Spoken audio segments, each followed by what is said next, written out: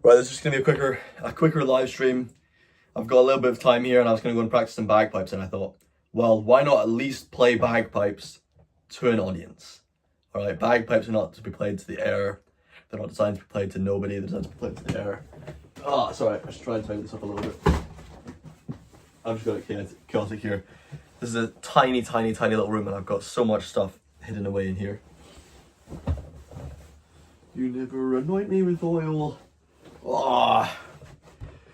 Good morning, Suda, or good afternoon, or good evening, or good night. It's a fine day to be bagpiping. Let's get this going. I had a wonderful, wonderful lesson just on Friday there, so 2 days ago. It was very, very useful, and I've not really done so much with it. I should probably realistically do something else. Oh my god, look, that cool bagpipes dude. That's where's Modern Buchanan. Yep. The well recognized, my good friend. You know what, I seem to remember you're the one. I'm getting text right now.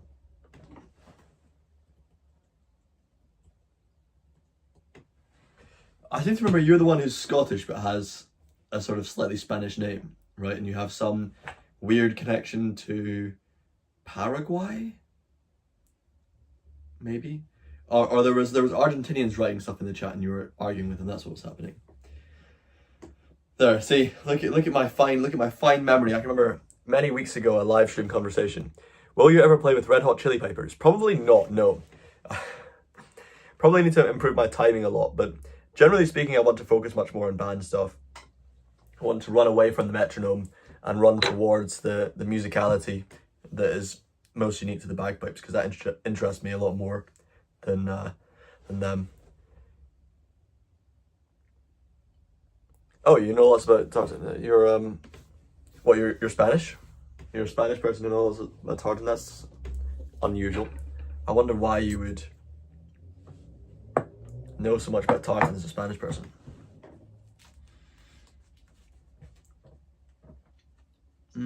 Are you one of the people who's here from what's that place where they play the gaita? It begins with the C. Oh, come on, Robin. In the northwest of Spain.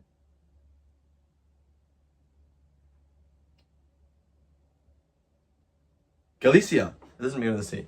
Galicia, that's what I was thinking about. No super chat button. I know. It's really terrible what they've done to my account. They've somehow got it in mind that I have this other address, which is a completely different place. And they've been sending information to that address, which I obviously can't get to. And I just don't know what I can do here. Oh, you are from Scotland? Oh, no, don't say where. Jesus, don't expose your address. I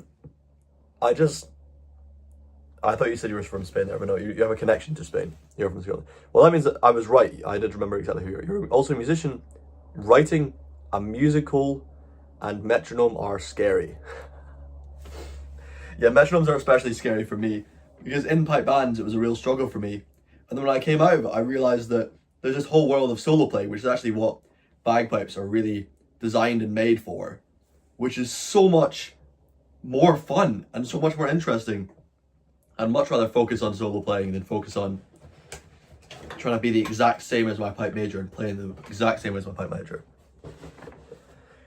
Yeah, that's fine. I try and avoid saying what my hometown is. When I move to a new place in a new town, I might tell people where that is because I'll be able to host people there, but I'll still try and keep it as private as possible, because it's quite a problem when people get ideas and they see where you are. It's not the best situation to be in. It happened to my friend. And the front of his house was attacked and all these messed up things by an Islamic gang. Not the sort of thing I would want to get near or get involved in. What you're saying, popping in while at work 07. I don't know what 07 is, but thank you very much for jumping in. Gefrolt. I remember last time you were here, I remember you said some good things. You really contributed.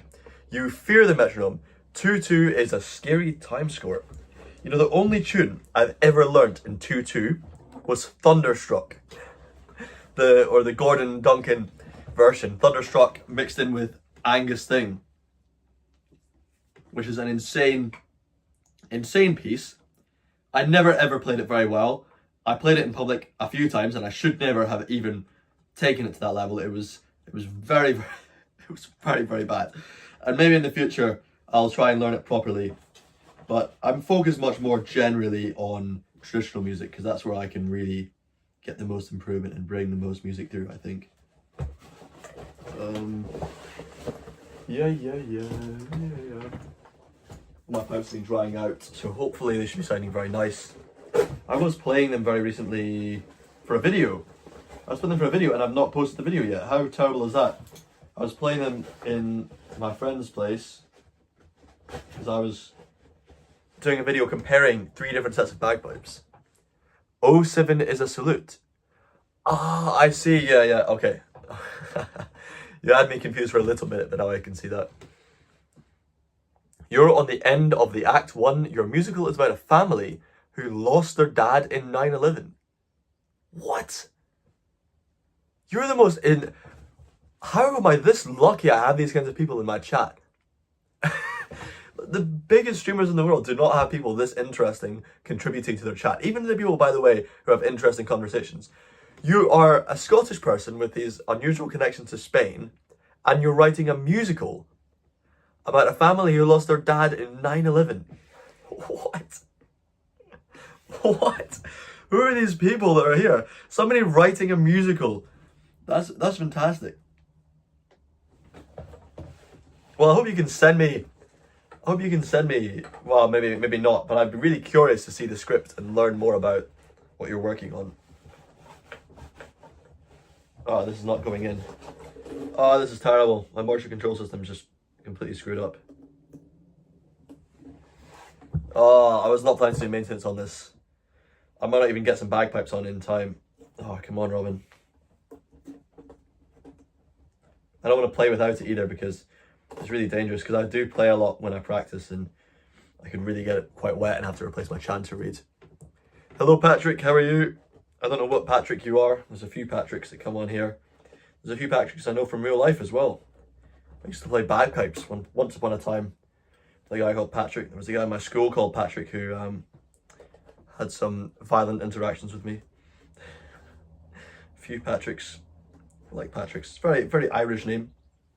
But obviously my roots are maybe not so Irish, but certainly somewhat Catholic. So we've got that connection in the family. Oh, yes, sure. At some point you need to write Act 2 first to ensure it doesn't sound bad. You're also revising the second book you wrote. So you're an author and you write musicals. This is crazy. This is crazy. I think I'm very lucky. I must be saying something right in my live streams. I must be doing something along the right lines if I can have people who are so interesting coming on and contributing their views. I do get some numpty sometimes, keep in mind. People who just, not people who are paying a pain, really, but people who just say meaningless things and don't have anything to give to the world. But I'm very thankful when we have people like yourself come along here.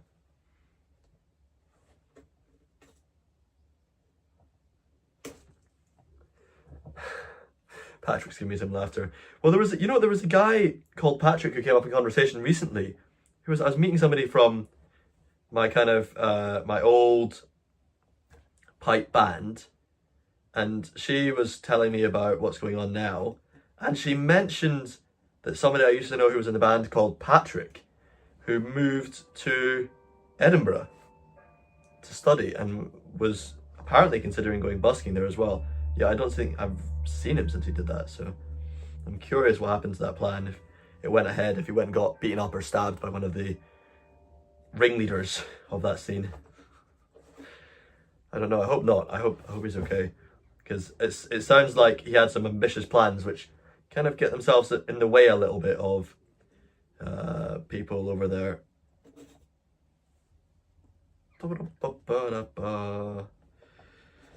Gosh, what a waste of hemp. Using hemp on a moisture control system. I've not even got that much hemp left. This is what I have.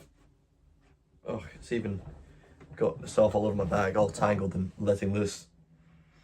You know, busking on someone's patch Yeah, well, that's what it sounded. That's what he wanted to do. Yeah, that's what he wanted to do. Well, apparently, from this girl who was in our pipe band was saying something along those lines, which is an okay thing to do in many places, but maybe not an okay thing to do if the people on that patch are ex-military and quite passionately violent characters, because they're going to be. I can't see, I'm trying to figure out what I'm doing right now. I'm putting hemp on here. I'm not doing anything suspicious beneath the table. You know, I really have to resist doing innuendos here because I keep hearing these words and leading myself down a bad direction to make cheeky jokes I really shouldn't be making on a live stream that's targeted around tradition and traditional culture.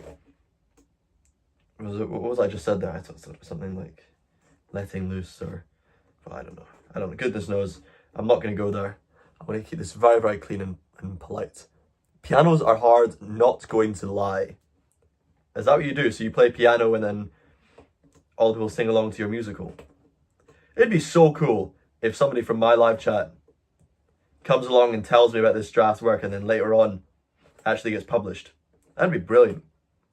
I hope to breed a little community of successful live chat children that I can go in and attend your nice events and things. And you'll all give me good discounts, won't you? You're struggling to get it in? What are you talking about? Get what in? How are you doing? Goofy Stop Motion Productions, I'm doing very well, thank you for asking. You're struggling to get it in? What do you mean, get what in? This is my motion control system for my bagpipes. And I am not struggling with it. I'm simply taking my time to get it nice and tight. Because, no, there you go. See, I keep walking myself into traps. It's not easy to keep the conversation polite.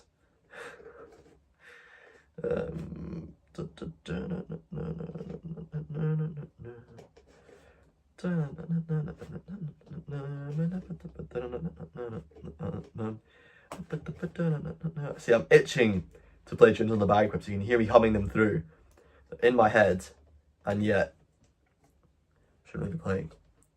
That's what I said earlier. Oh, struggling to get it in. Is that what I said? Gosh, that's awful.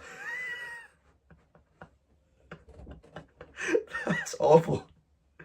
And that's not actually what I said, is it? I think you're making that up because you're one of these people who's seen too much. Oh, like the Zabagaster, he stalked through all my live streams where I was wearing my kilt and leaning over the camera, and he now has far too much information for his own good. That's still too loose.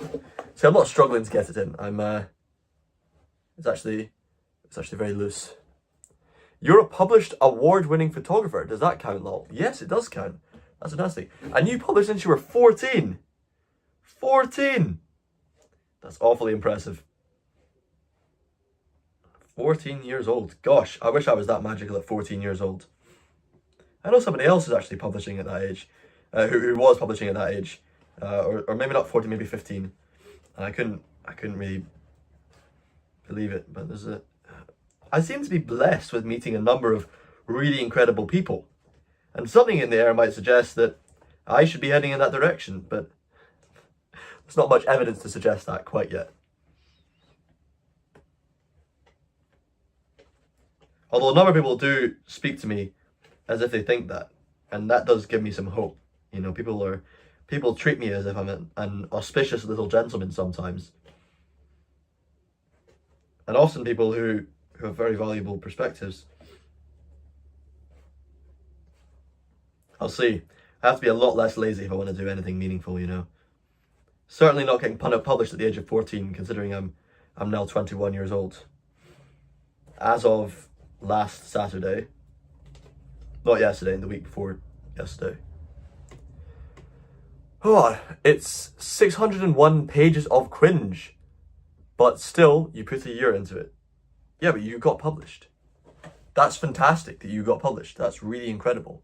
Congratulations. Don't try and beat it down and say, oh, you know, it was all this bullshit. And no, I don't care. Shut up. Be proud of yourself. That's great. You know, I was writing books when I was tiny, when I was a little kid. Thank you, Patrick, for the happy birthday. I was writing books when I was a tiny little kid, and they were abominable. I was reading the books recently that I was writing when I was 6 years old, because I stopped it when I got a little bit older. They're terrible. They're absolutely rotten. I mean, they're so abominably bad that it's not even cute to think a kid wrote it. You just think, damn, I wish that kid didn't ever get access to a keyboard. Which is probably what people said about me when I played piano as a child as well. Because we didn't have a piano in our house, we had a keyboard. Oh, it's still too loose. We had a keyboard in our house, not a piano. This is the so annoying thing about this is because it's the moisture control system, this particular part of the bagpipe ends up getting so soggy and damp that it just falls apart within not too long, really, anyway. And it's really unpleasant. I don't know if there's a way I can guard it. Maybe I should put tape over it or something like that. I don't have any tape accessible right now, except for chanter tape, and I'm not putting chanter tape on hemp. That would be outrageous. Can you imagine if I put chanter tape over this hemp? I would deserve a beating. I think Stuart Little, the god of bagpiping, would personally come here. Gordon Duncan and Martin Bennett and Willie Ross and John D. Burgess and Donald MacLeod would all rise from their graves, and they would come and seize themselves upon me for putting chanter tape on top of the hemp on my moisture control system. Some of those people might even just come there just for the mere fact that I'm even using a moisture control system. To be honest, that's something I often think about. See, when I play badly, which is something that never happens, of course. When I play badly, I often feel like all these bagpipe gods of the past will come along and get me. And I think it's quite good to be focused on them. I think it's quite healthy for your playing to be more focused on the greats and thinking about how they think and how they approach their music and how they approach their life and their balance and their discipline. Because that's how one gets closer to being in that position, really. Although it hasn't worked yet, I think I've got a little bit of faith that it might work. Thrusting them into grief. That's a word I like. I like that, Mrs. Loca Chica.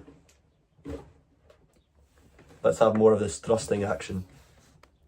Let's see, and what does it say? The blurb is, it wings love blossoms between two teenagers, Fia and Caleb, in a world that seems to be falling apart. Their bond is unbreakable until Caleb's father succumbed to an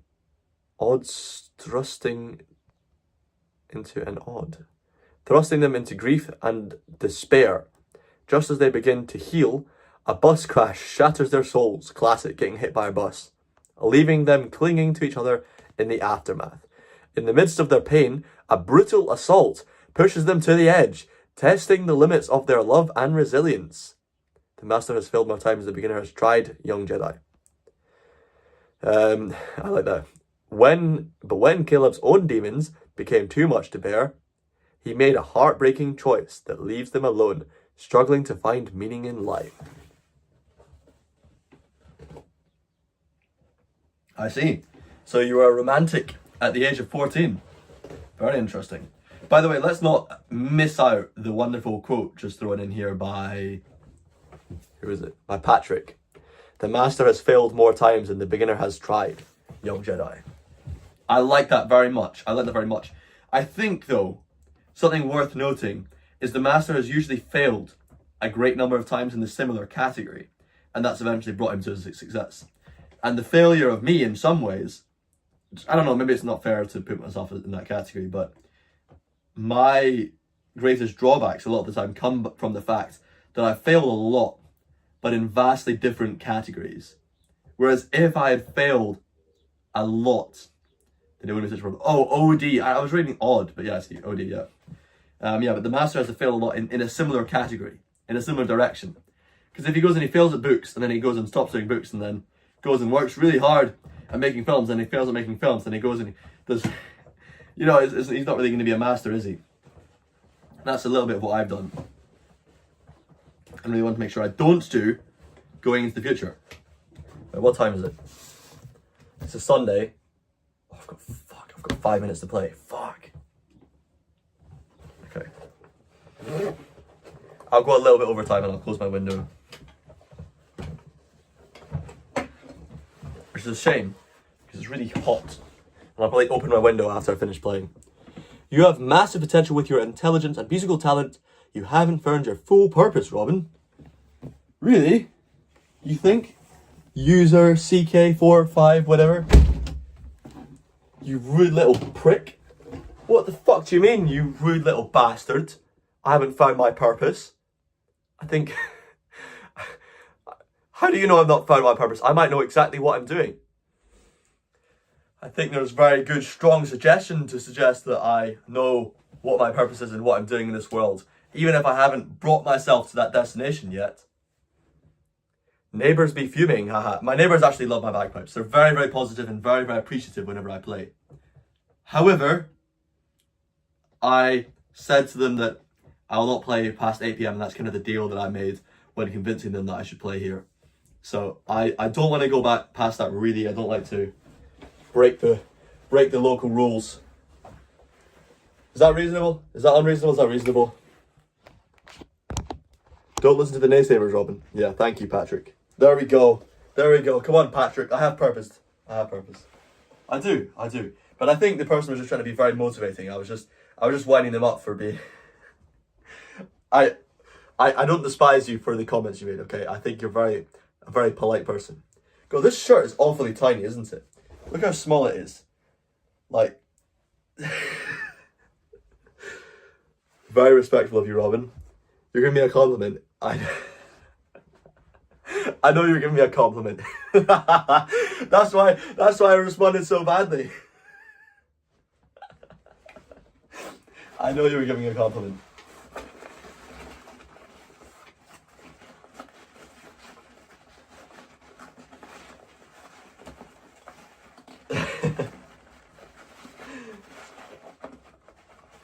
Oh.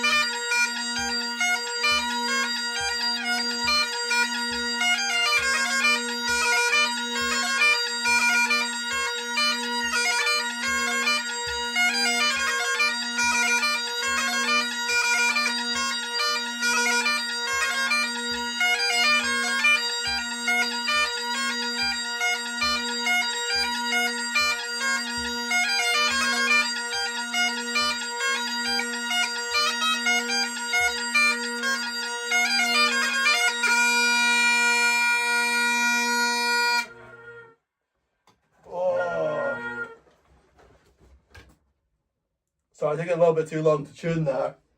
I didn't mean to plan. I think something about this shirt just like it's way too tight just around here. Because when I'm stretching and then the drones and it's like it's just super. I think it's an ultra slim fit or something like that.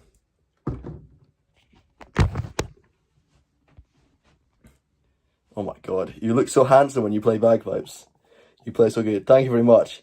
I've not heard that very often, to be honest. I don't really hear people saying to me, "Oh, Robin, when your face is all puffed up, you look handsome." But hey, you'll pop and see me on Princess Street next to see how good you are in person, wee man. In person? Alright, yeah, go for it. Go and challenge me. Go and try and watch secretly and see if I make any mistakes.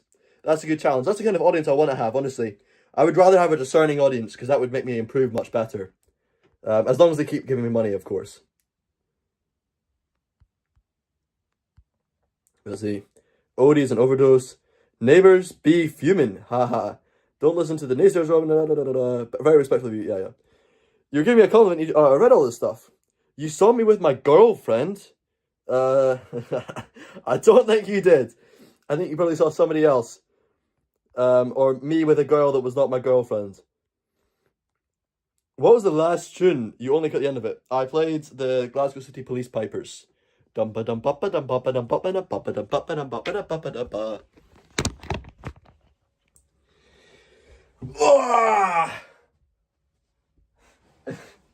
You know, if I was by myself right now, and I'm not saying this just because I've got all the creepy fans in the chat. If I was by myself right now, I would just take my shirt off while playing. I often do. Because also the bag sticks better on your skin while you're playing. It sticks better on your skin. On this, it's like, it's a pest, really. Imagine if it was his sister or son. Yeah, probably, honestly. Wouldn't be the first time I've caught snogging her. But I'll try and avoid kissing her in public from now on, because it's obviously causing some problems now. Now that I'm a public figure, you can't really get away with incest on such a scale. No, I'm winding you up. Although I'm pretty sure I know who this person is, by the way. This SUNY person. I'm pretty sure it's somebody who's foreign, and they were not here, and they were not seeing me with my sister or anybody.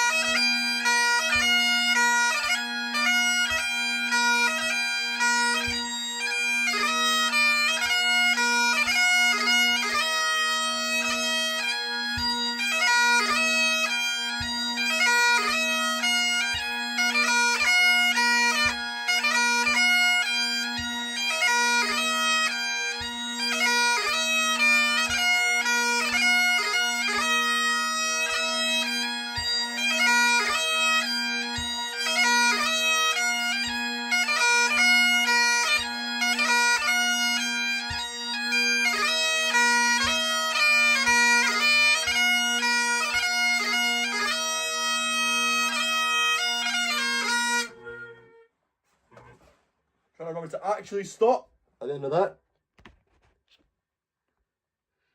What are you saying?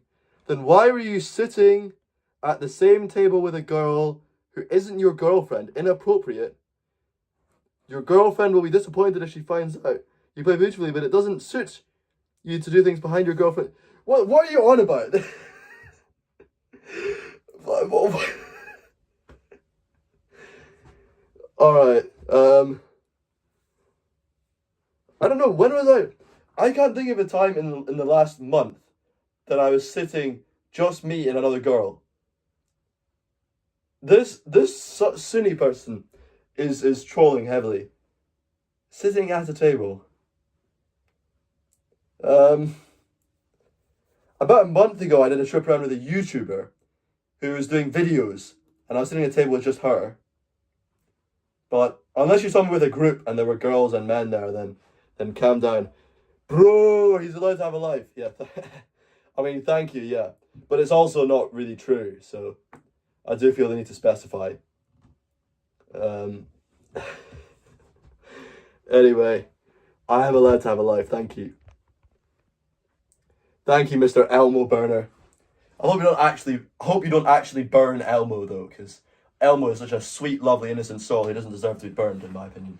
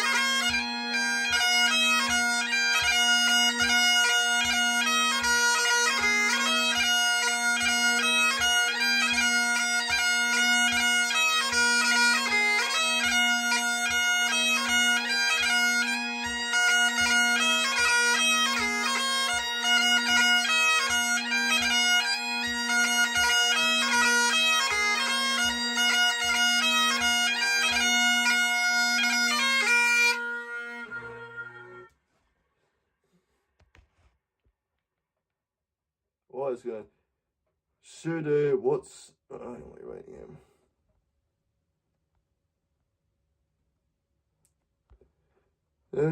here. You're Lokita Chica.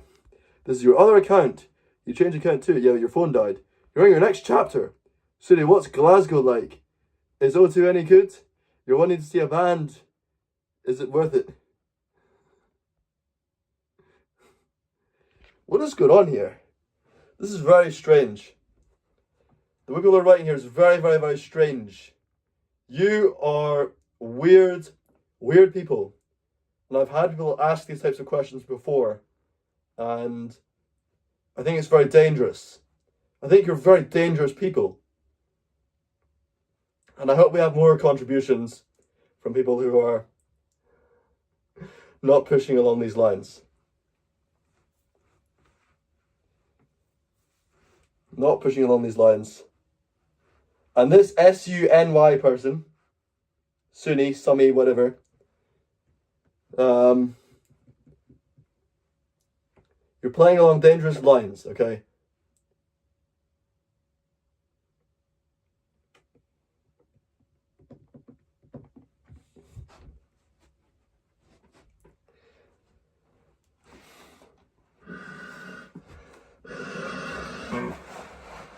You got distracted from your musical. That's a good thing, see? I'm distracting. That's the effect that I wish to have on people. I wish to be so wonderful that I'm distracting everybody, ideally. But apparently I'm only distracting a small handful. And the people who are very obsessed about my personal details and trying to push for information on people in my personal life that I'm simply not interested in engaging with.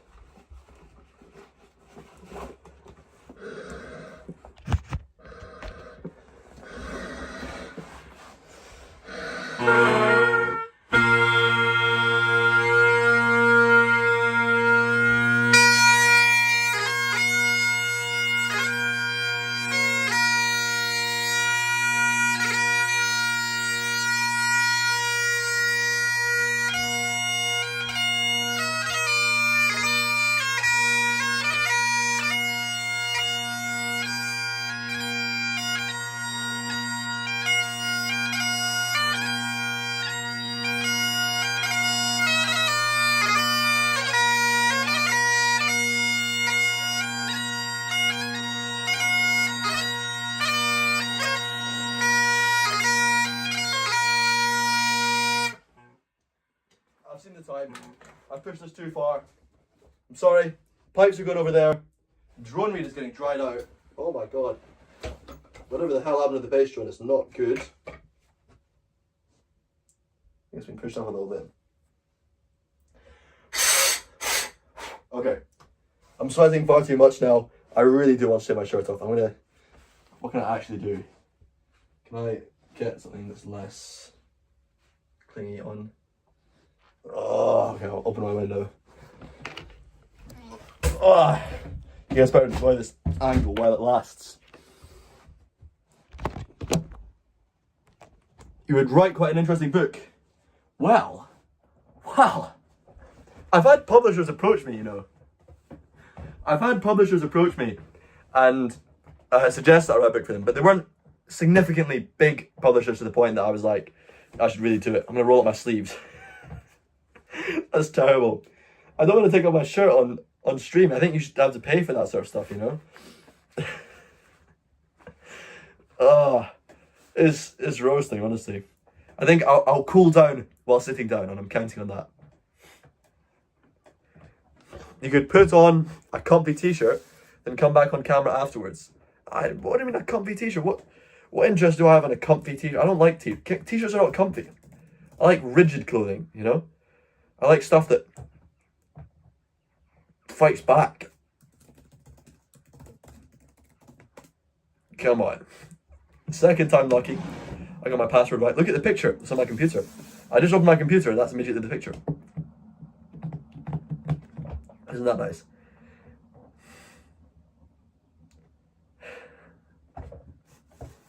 Go out of the room. What, and abandon you? How dare I? How dare I abandon you? I need to send one message just quickly because I have a friend who actually told me to say whenever I'm live streaming and I forgot to message.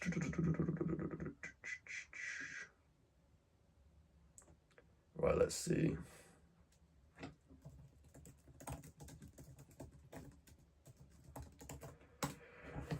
Oh, the ultimate nemesis of my live stream. See, whenever I whip this out, everybody cowers in fear. I can't see it, but I can feel it. I can sense it. I can hear it in the air. You're all cowering in fear.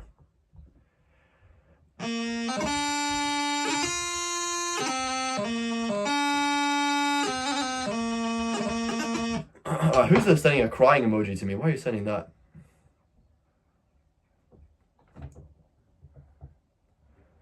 honestly, some people I used to be really caring about, I just do not, I find it sometimes so hard to look within myself and really, really genuinely give a shit about some people sometimes. I've been wrestling with that a lot lately. Because it's hard to force it, right? And it's like, if you're trying to be honest with people and do what's helpful for them, you kind of got to say, like, I just don't give a shit about you. But if I just said that to people willy-nilly, like when I actually think it, I would just destroy people. I'd just destroy them. I'd destroy this world. I'd have somebody coming here and doing a terrorist attack, for God's sakes.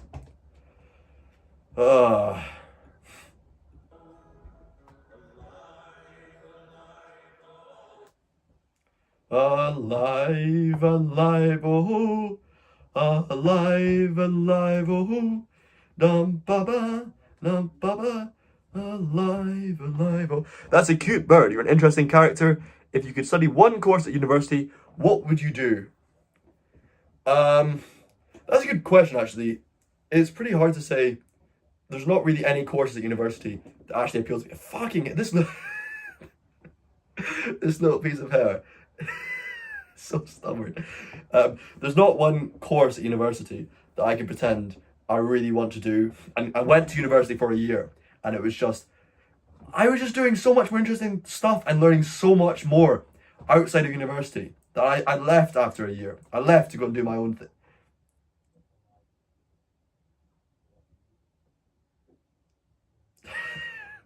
I left after university to go and do my own thing. And then became a wonderful social media extraordinaire.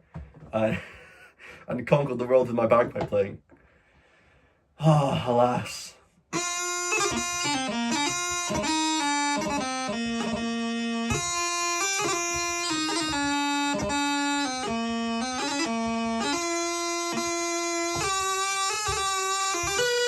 Oh, that is soggy.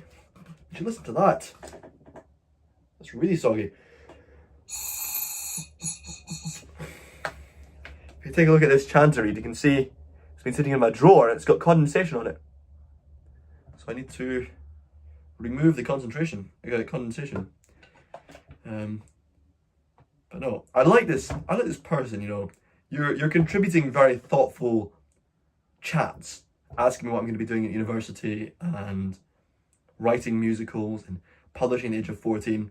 I hope we have more characters like this person here. Do you get performer's rush?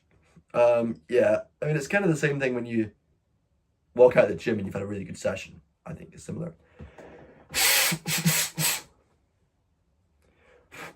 You were playing guitar earlier and it was awesome. Yeah, no, it feels great. When you play well, it feels great. But there I was playing reasonably well, but my stamina was bad. I couldn't keep it together. I'm trying to play the spay at the end there. I was just not keeping it together. I was really not there. This practice chanter, by the way, was made by Ronnie Heen. If anybody here is wanting to get quality bagpipes, but they can't afford the top brands, Ronnie Heen is a really good way to go. He's a guy, I met him when I was in Malaysia. In the Malaysian jungle. But I think when people hear that, they're going to go, it's some of these dirty foreign people making bagpipes in a weird, unusual way. And I promise you it's not that, because he integrated himself a lot in Scotland and spent a lot of time in Scotland. All his machines are from there, all his teachers are from there. The last time he visited Scotland was to visit, was it John Elliott? It was a famous reed maker, right? The guy who was in charge of G1 reeds, I can't remember his name, something a bit like John Elliott. He's a really, really fantastic guy. And he makes replicas of bagpipes, and also he made this practice chanter. So he makes replicas of like the big brands in the Malaysian jungle, in his little workshop there. I was the first ever bagpiper to actually visit his place in person, and I think there's been some people since. Oh.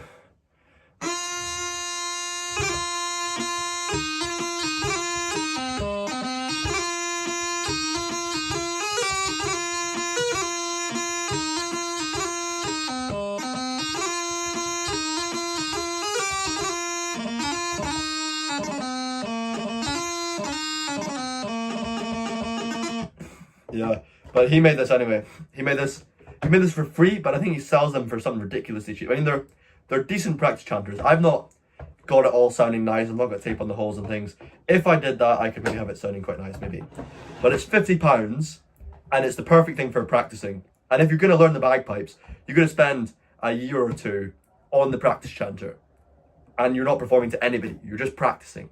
That's a year or two of paying only £50 for your instrument. And hopefully not much more for your lessons if you go to the right person. Because there are people, really good teachers, doing lessons for low prices. But they're a bit hard to find. I was fortunate. I was able to get a really good teacher. And he charges £30 for an hour's lesson, which is a fantastic price. He's a really clued in and experienced and well qualified teacher. You learned The Night We Met by Lord Huron. I don't know what The Night We Met, I don't know it. And it's hard and took you 3 months to learn this tune. I don't know it, but you should try invite your own songs. Oh, try write your own songs, sorry. Using chord progressions, if they're a thing. You're writing a song for your musical that's like a lullaby in a Highland language. That's your ancestors spoke. What do you mean a lullaby in a Highland? You mean in Gaelic? Why would you say in a Highland language? What? A lullaby in a Highland language? What an unusual way to say that it was written in Gaelic. Okay.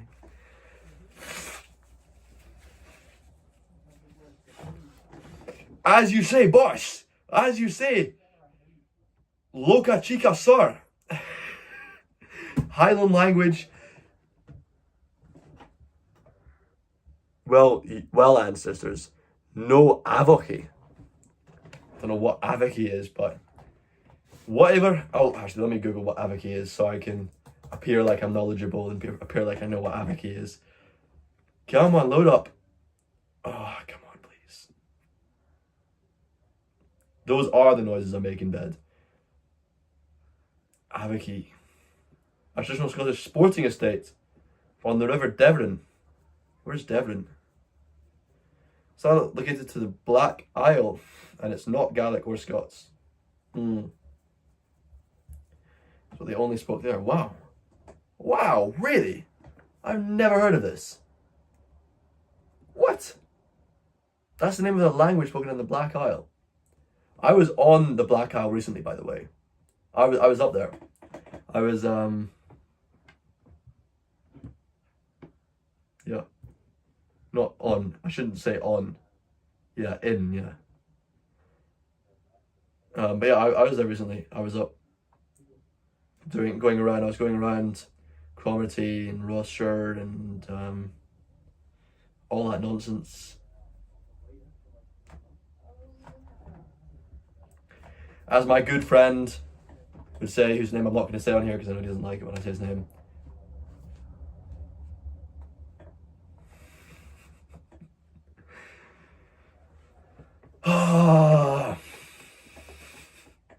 I love saying things other people say without saying them. God damn it, you missed seeing me. That was a while ago. That was 2 months ago or something. It was good. I was oh, should I say what I was doing? Alright, so I did a walk. I went to go and see an artist thing in Portmahomack. And then when I went south, you think you like me? Good. Everybody likes me. Join the team, Natsia. Join the team. But that's very sweet. Sorry, I don't mean to negate your emotions. That's very sweet that you like me.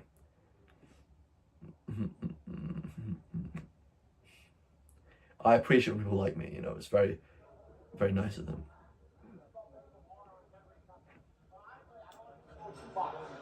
10 goals a game, 15 goals a game. When I was playing for England, I only like to score 10, 15 times a game. Otherwise, it gets unfair. It gets boring for the other team.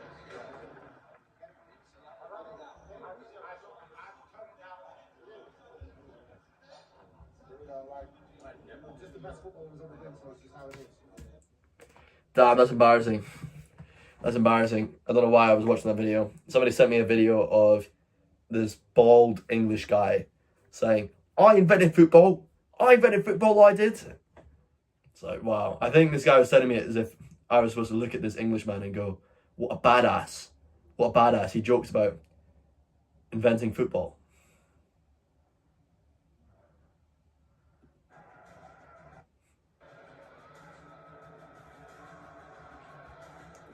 Right, why am I looking at this bullshit? What was I looking at? I was trying to find out about this language, wasn't I?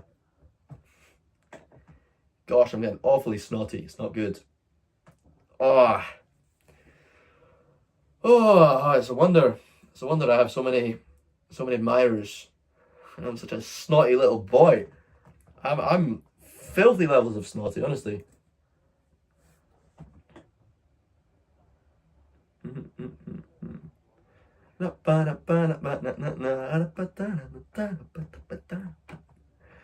I could dance to bagpipe music all day long, but not in front of people. I don't think I've ever danced to bagpipe music. Isn't that crazy? In front of other people. Sure, I dance to bagpipe music by myself, and I dance to other music in front of other people, but never dancing to bagpipe music in front of other people. Never gone there. Funny. Ponta Delgado. Should I buy an island? There is an island for sale in Scotland. I don't have the money to buy an island, by the way, but I was just thinking I could say to everyone I was going to buy an island and then maybe convince somebody to buy an island and convince them to allow me to visit it occasionally on my speedboat. But I don't have a speedboat, by the way. I think I'll just convince somebody to buy an island and then convince somebody else to get a speedboat, and I can maybe surf behind it or something. Or launch myself onto the bottom and discreetly follow them there.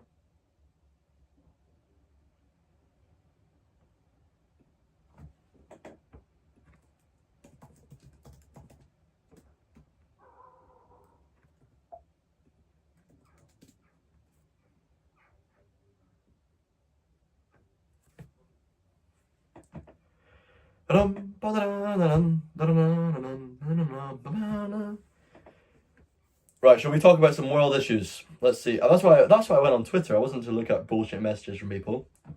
Because I was going to see what the world is saying. I was meant to be editing videos tonight because I've got some videos I've not edited. I've got 3 videos I've not edited to go out. And one of them I'm not really allowed to post, but I think I might do it anyway. And the other ones are, well, just taking a bit too much time. Because one of them I've not got a video for, and I'm trying to make a good way to make the video look good. And then the way that I used to do it is not working. The editing software I've got has changed when I updated it, which is really annoying me. And in the time that it's changed, well, anyway, I need to figure out how I can do this thing that I was trying to do again, to make something that's entertaining, to make an entertaining graphic for a whole 2.5 hour long interview that I did with this guy. Despite that reaction, I was feeling for her a little bit, actually. It's just shocking. That's incredible. Absolutely incredible. Despite that reaction, I was feeling for her a little bit, actually. It's just shocking. That's incredible. What's Nicola Sturgeon on about? Let's check in on Trudeau after destroying Canada. What is he doing?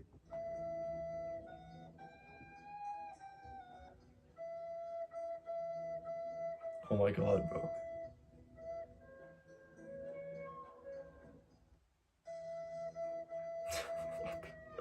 What is Justin Trudeau doing?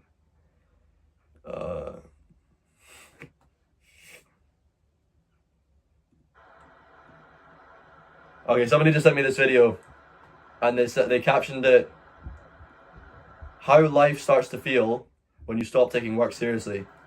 Here we go. This is our new. I'm trying to look for news. What news am I looking at? Anyway, I'm not even a pet videos guy, but this is actually something I do. I do go and lie in rivers and lament about the world. I'm sure I'm not the only one who indulges in this type of activity. Hey, what's going on in the chat here, by the way? Nobody's jumped on. Is it just because I'm talking about cat videos now? What's happening in the world? Is Twitter not the place where you get news? Like, what? It's just snuff videos and politicians' personal dramas on here. You've been saying it for weeks. Oh, shit. You've written loads of chats and they just didn't come through. What? What? Did you find your answer about Avik? Port Mohammed has a lovely beach. Yeah, it does. Yeah, I was there. I was walking along the beach. Have you ever seen a video trumpet argument where this tiny angry man who's professionally trained yells at trumpet busker? No. You can get a Russian girlfriend.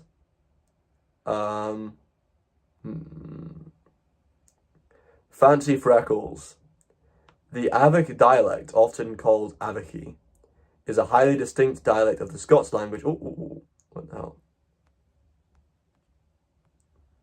Of the Scots language spoken in the Black Isle fishing village Avik, just 14 miles northeast of Inverness. I was on the bus. I went through Avik, but I don't think I was actually in Avik.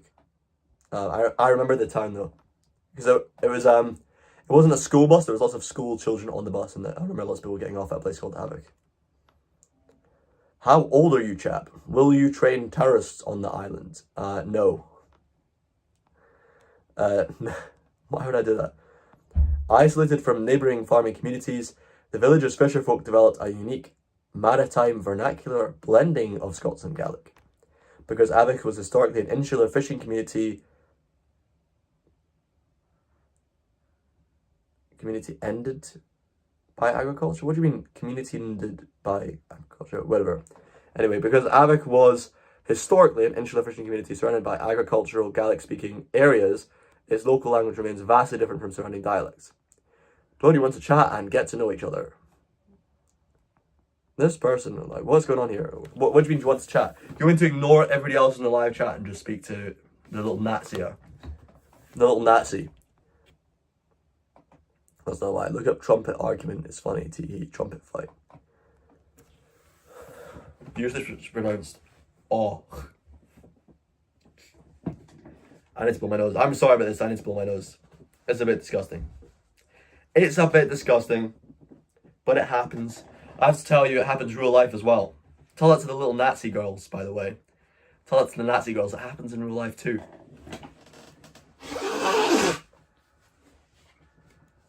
Hey, you might meet me in real life and I might just be snorting bogies into tissues the whole time. What would you do then, huh? What would you do then? You wouldn't be, pardon my stuttering, you wouldn't be a good little Nazi then, would you? As my good friend says. It's my favorite quote I've learned from a friend in the last week is, you feel terrible correcting me, but you don't want me to get laughed at. No, it's fine. So, hang on. Teach me. You're not correcting me, you're teaching me. This is a new world to me. I didn't even know about Avaki or Avochi. Is that what it is? Is it Avochi? Is that what did you add the apostrophe there to say it's och rather than ugh? So something it's avoch. Is that what you mean? That's okay. What are you saying? Warts and all. Exactly. You take me, you take my bogies, you take the fact that I really don't care about you.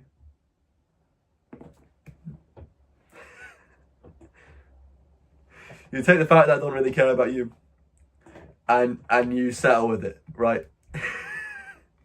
You take the fact that I don't pay attention. I won't go that far. I do pay attention, you know. I do pay attention. I just find it hard. Sometimes. Oh, you just mean ochi. Oh, you don't say the av. What? You just say ochi. What? Och or ochi? Why is the av there? What does the av do? Am I being dumb? What's the av doing? What am I missing?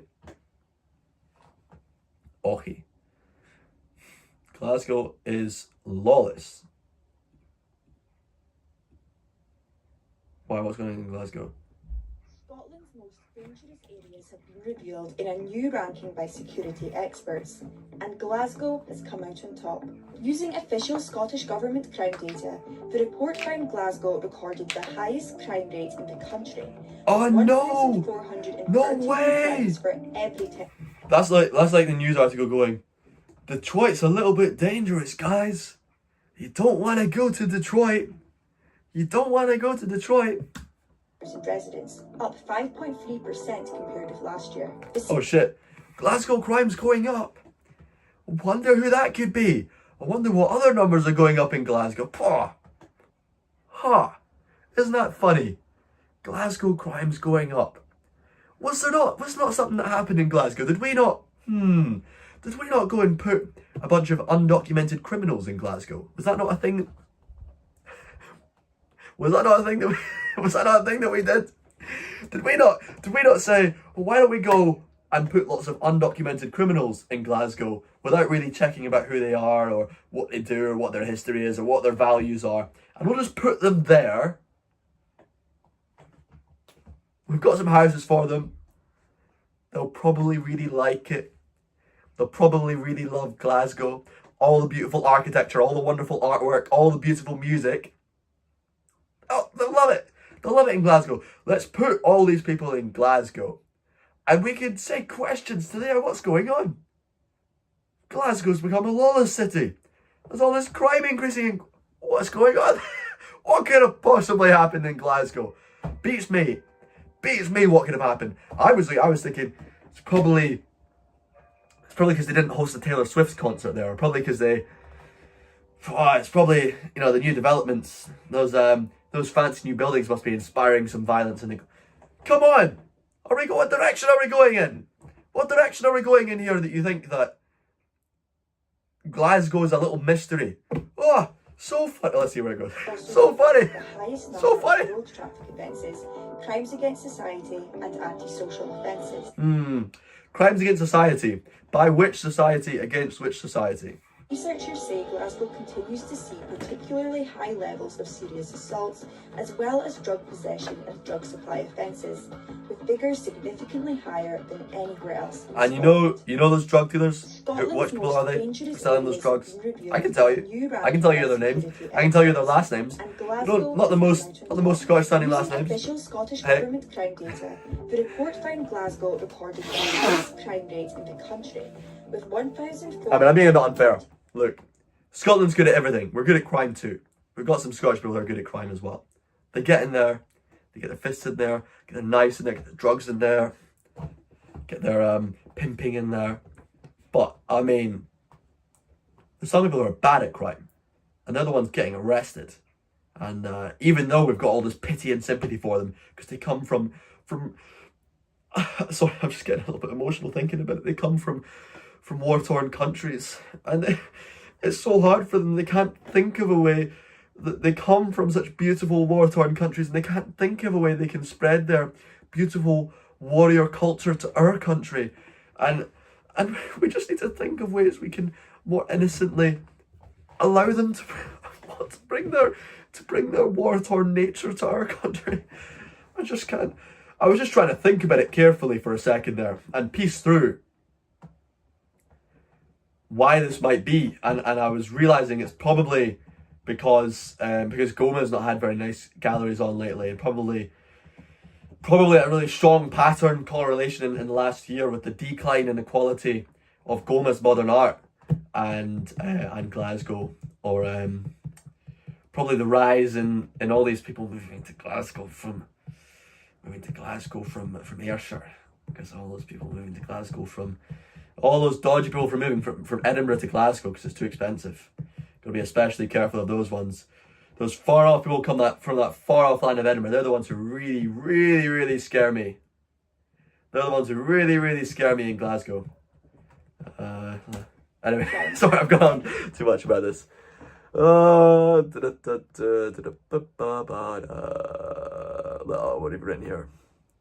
Have you ever heard of Doric? Yeah, I know about that stuff. I'm not the person to have the rant. My friend Jamie can give you a rant about that. I rely on him to give a lot of rants. I know it's the Aberdeenshire dialect that you have there, or it's what you use to refer to it. But do you know the history of why they refer to it as Doric? Because I'm not an expert. I've got friends who are really good on this stuff, but I think the reason they call it Doric is something to do with a poem that was mocking them. It's one of these things. It's like the Tories and the Whigs, right? The Tories and the Whigs were the original parties back in the day in England. And both those names were used as insults to those people, and they used the insults as their party names. It's like gay, or it's like being gay, basically. That's sort of what it's like. It's sort of what it's like being gay, but you're from Aberdeen.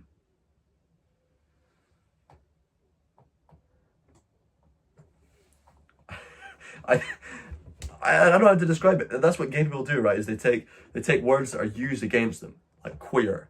Oh, this person's queer. You gotta watch out for this guy, he's queer. And then they go, well, we're going to celebrate our queerness and we're gonna have a great big pride parade and we're gonna talk about how proud we are to be queer and we're gonna make it our identity. And suddenly you can't really insult them by saying the word queer.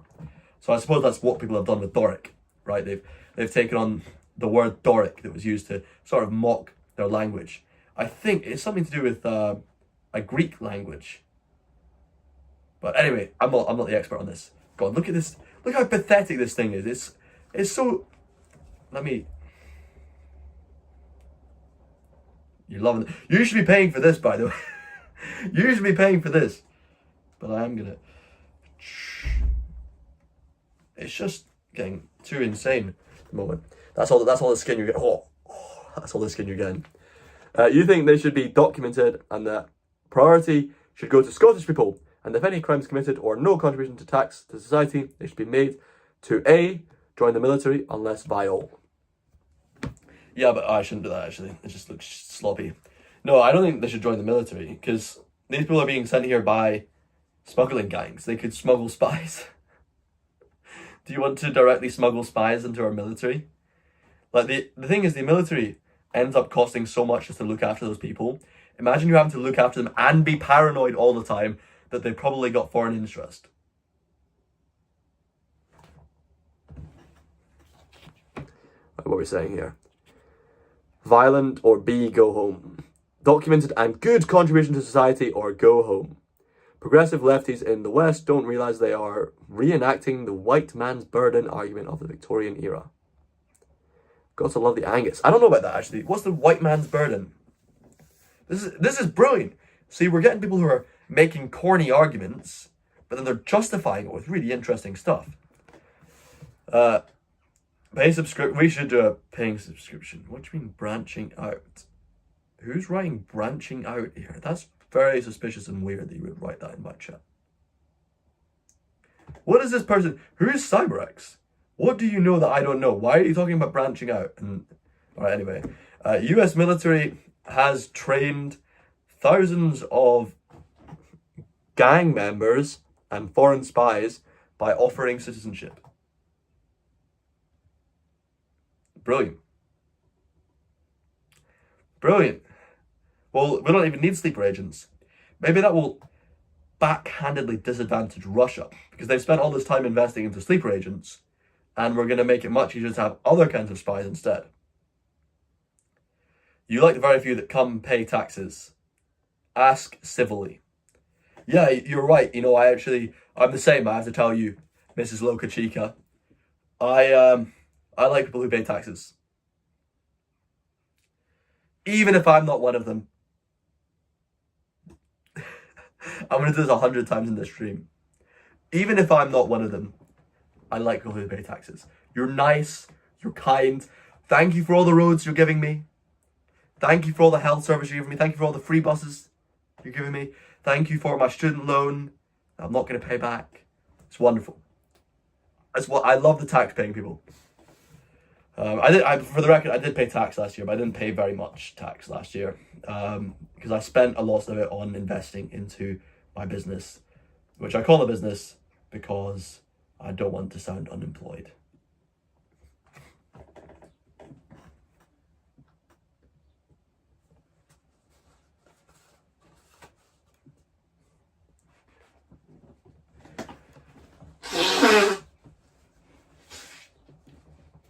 Glorious.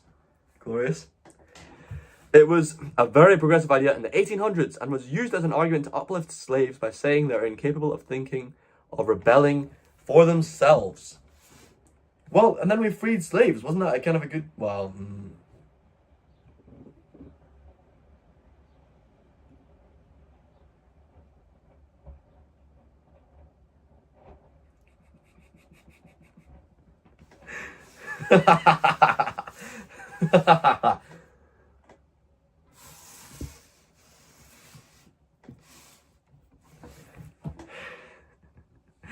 Lionel Messi.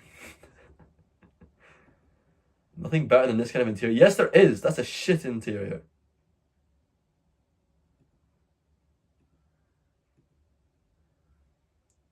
Who are these crackheads thinking I'm gonna go head over heels with this stuff? Man, look at this picture of John Swinney and Craig Ferguson in shirts. In shorts, sorry. Oh, come on. I mean, I hate to say it, I really quite like both of these guys. I think they're both likable. They might have beliefs that I disagree with. They might have policies that I think are pretty shit.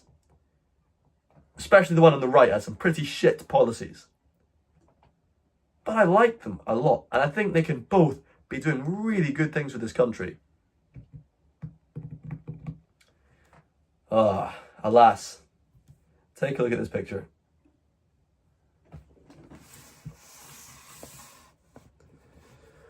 It was a very progressive idea in the 1800s and was used as an argument to uplift slaves by saying they're incapable. Oh, I read that already. Sorry.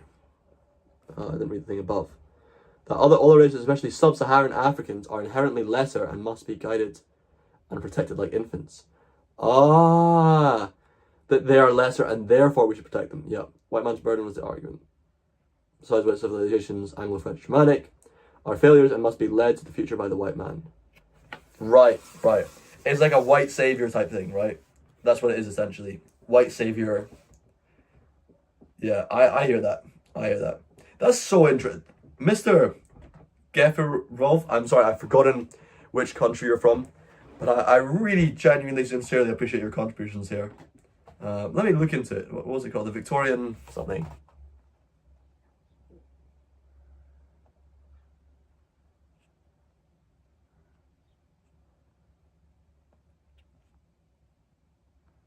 White man's burden. White man's burden.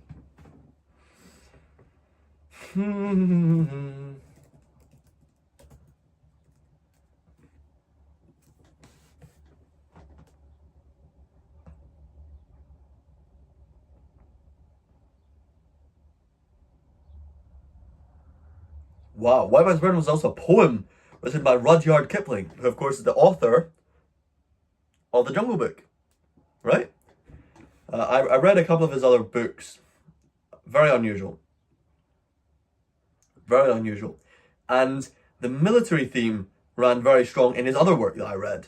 But it was sort of vaguely there in The Jungle Book, but not that strong. Because it was about this nice little boy in the forest in India, and he's grown up by wolves and all these nice things.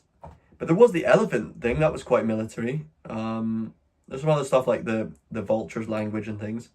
It was quite military.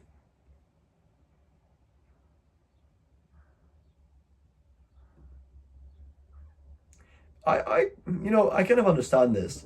And I think it's not as evil or insidious as it seems.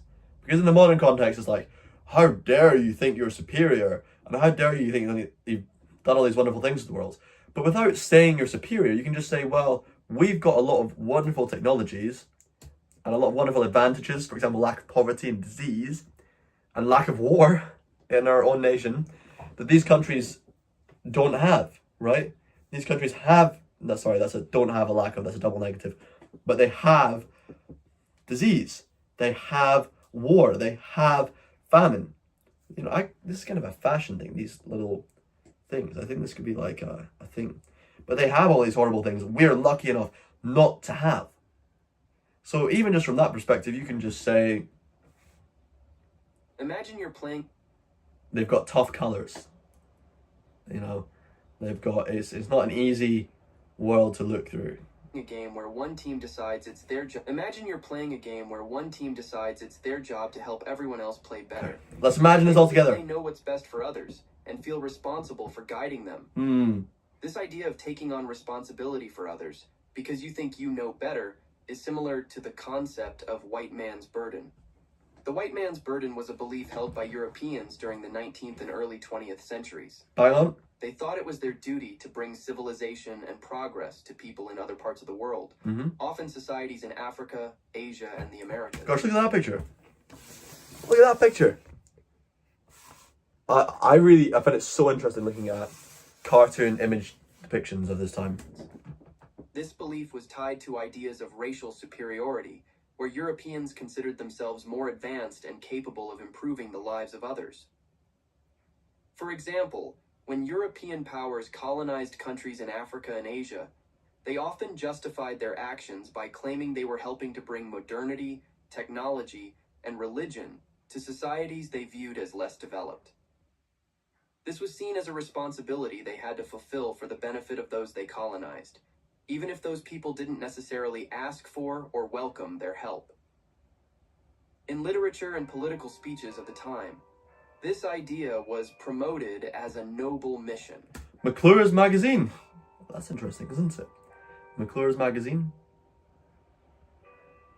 I know a bunch of McClure's from Aberdeenshire, but now I'm thinking about it, they don't have a Mac, it's MCC, which would suggest it's an Irish name. For instance, Rudyard Kipling, a famous British writer, There we go. wrote a poem titled The White Man's Burden in 1899, encouraging the United States to take up its role as an imperial power and bring its version of progress to the Philippines, which it had recently acquired as a colony. However, the concept of the white man's burden has faced criticism. Many argue that it was a justification for imperialism and exploitation, allowing Europeans to rationalize their control over territories and resources under the guise of civilizing native populations. Critics also Well, highlight hang on. Did they not civilize them? Is he saying that he thinks they didn't civilize them? What do you think? Do you think these countries became more civilized or less civilized when the British, the Americans, the French, the Germans, the Dutch, the Spanish, the Portuguese went to those places?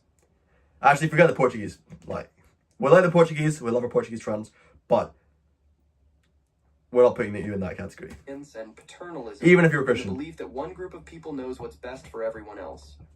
In summary, the white man's burden is the belief that certain groups of people have a duty to impose their ideas of civilization and progress on others whom they perceive as less developed.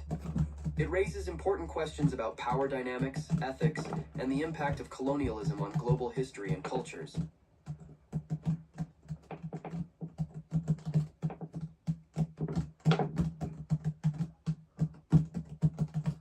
Alright, fair enough. Fair enough, brother. Alright, I'm going to keep the live stream going. What the... The live chat's not changing though, hang on. I feel like people are... Because this happened earlier on, people were writing stuff and it was not coming up for some reason.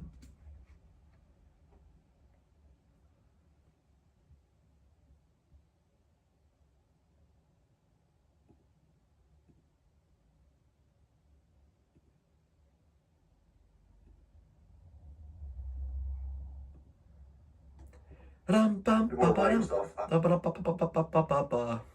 look at this man. Look at myself.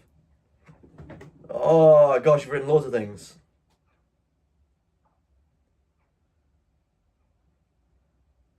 Oh, gosh, all this stuff's been written and it's not coming up on my screen for some reason.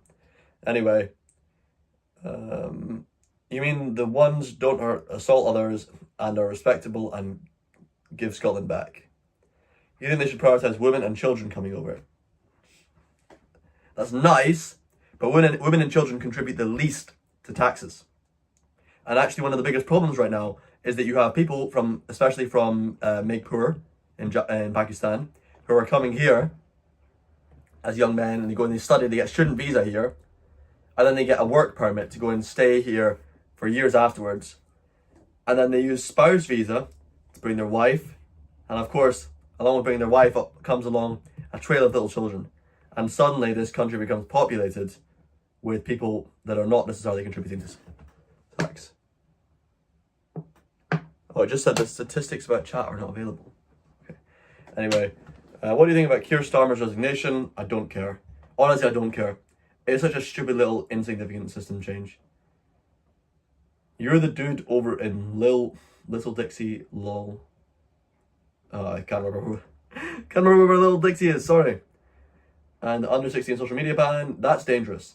Because that's trying to force people to have to use social... And that's the reason I'm not monetized right now, by the way.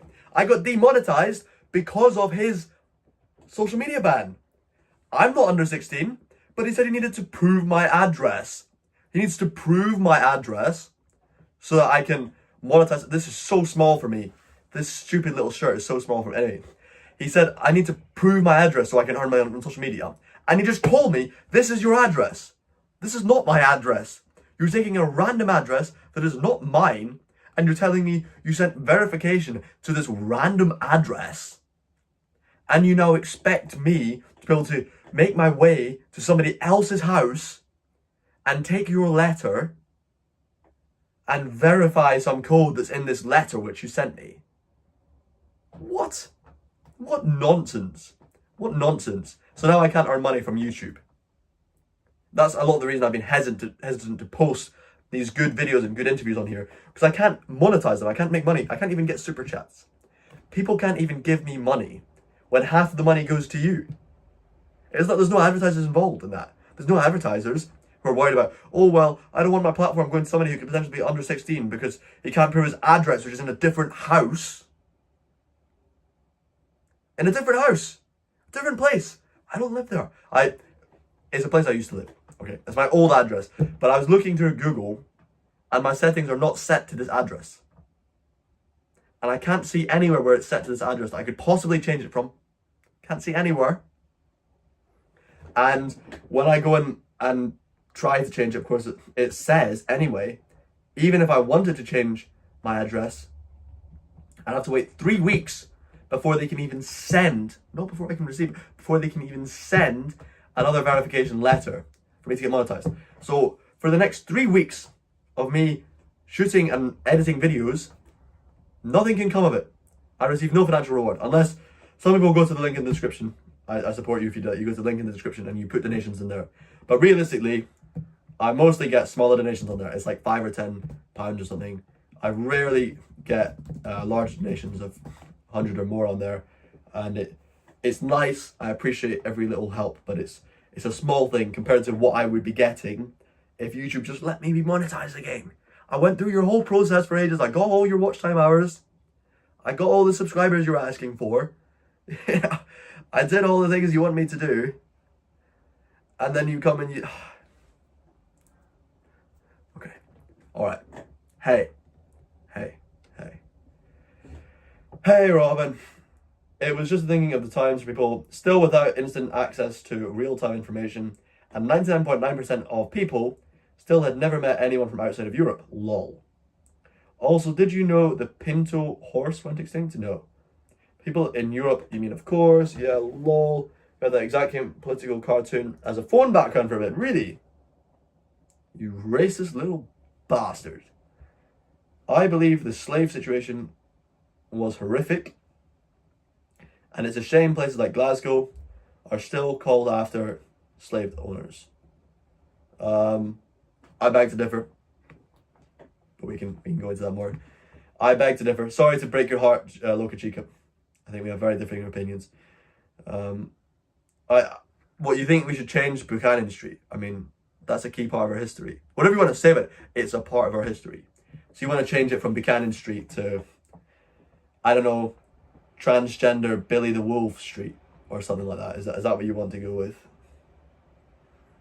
But we shouldn't blame people nowadays. By the way, I saw that on a poster at a Pride protest that was going by a restaurant. I was sitting in a restaurant. This is not this year. This is 2 years ago, in June. I was sitting in a French restaurant with my grandparents in the city centre of Edinburgh, and I didn't know on this day there was a Pride protest, and my grandparents were very embarrassed looking out the window and seeing all these men wearing strange kinky outfits. And one poster said, like, transgenders for Billy the Wolf. I think it's transgenders for Billy the Wolf. Anyway, whoever Billy the Wolf is, he's probably an asshole. But not to encourage to repeat, Rudyard Kipling, you didn't know he wrote the Jungle Book, you only heard of his poems. Oh really? You didn't know about the Jungle Book, Rudyard? Oh, that's so interesting. That is very interesting. You knew his poems, and you didn't know he wrote the Jungle Book. I suppose you know I'm